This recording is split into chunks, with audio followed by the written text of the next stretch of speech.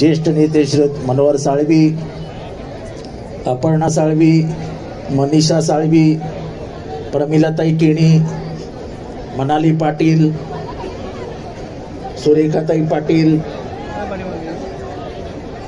मोरे, अपर्णाचं घेतलं, आरती गायकवाड, सुजाताताई आणि सगळे कोकणातले माझ्या बंधू भगिनींना प्रथमच प्रताप शिंदे आणि श्री असगावकर यांचे मनापासून आभार मानतो की हे सगळं आयोजन करण्यासाठी खूप मदत केली. पण त्याही पेक्षा महत्वाचं म्हणजे ही समोरची पालखी दिसते. या पालखीने पहिल्यांदा 2010 साली गावात देवीला कौल लावला आणि आपल्याकडे येण्याचा प्रश्न विचारला, कौल मिळाला आणि तेव्हापासून पालखी इथे येते आणि त्यानिमित्त हे कार्यक्रमाचं आयोजन करण्यात येतं. त्या गावच्या सगळ्या रहिवाशांचं, त्या सगळ्या भक्तांचं मी मनापासून आभार मानतो की तुमच्यामुळे हा कार्यक्रम सुरू झाला. त्याचं भव्य दिव्य स्वरूप दिवसेंदिवस वाढत जाईल.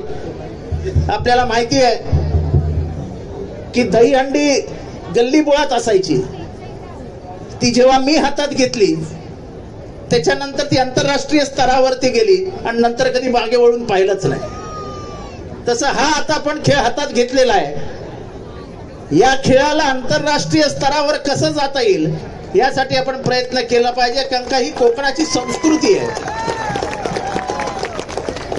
आणि कोकणाच्या माणसाची त्याच्या गावच्या मातीवर असलेलं प्रेम या पालखीतनं दिसत असतं. मी आता ताईंशी बोलत होतो, सुजाता ताईंशी, म्हणलं कोकणी माणूस 2 सण सोडत नाही, एक गणपती, एक होळी आणि तिसरा पालखी.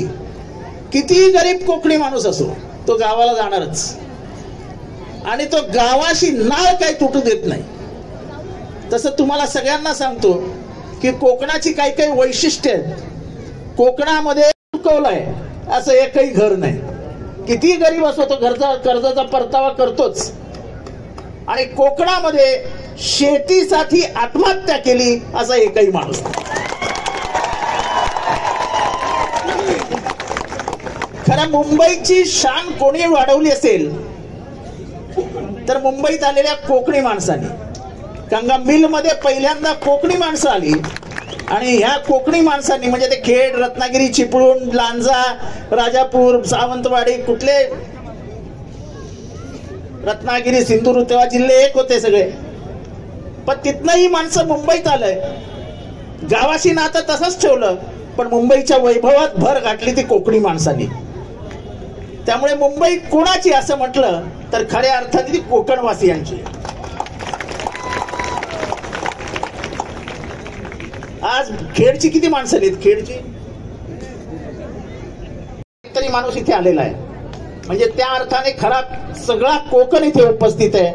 पुढच्या वर्षी मला अरविंद म्हणालाय की कोकण महोत्सव घेऊन एक 4 दिवसाचा मोठा कार्यक्रम घेऊया आणि त्याच्यात ही जी जागा आहे ती दुप्पट करून पालख्या वाढवूया असं त्याचं म्हणणं आहे. देवीचा आशीर्वाद असेल तर आपल्या हातनं तेही घडेल. पण आता जसा जसा देवी आशीर्वाद देत जाईल तसा तसा हा कार्यक्रम मोठा होत जाईल. एवढंच मी या कोकणाची संस्कृती जपणाऱ्या सगळ्या माझ्या बंधूंना भगिनींना सांगतो. मला आज इथे म्हणजे आश्चर्य आहे, खूप तरुण पोरीही दिसत आहेत, पोरंही दिसत आहेत. तरुण पोरीही अजून इथे मन लावून हा कार्यक्रम बघतायत, हे खूप कौतुकास्पद आहे. नाही तर साधारण तरुणांना काय आजकाल इंटरेस्ट नसतो असल्या गोष्टींमध्ये. पण तरी मी समोरच बघतोय 2-4 तरुण पोरी व्हिडिओ काढताना. चांगलं आहे, म्हणजे आपल्या गावाशी अजून त्यांचंही नातं कायम आहे. असंच गावाशी नातं ठेवा. गाव हे शेवटी आई असतं आणि आईवरचं प्रेम कधीच कमी होऊ द्यायचं नसतं. सर्व कोकणवासियांचे परत एकदा मनापासून आभार मानतो. आपण पुढच्या वर्षी परत भेटूया. जय हिंद, जय महाराष्ट्र, जय भीम.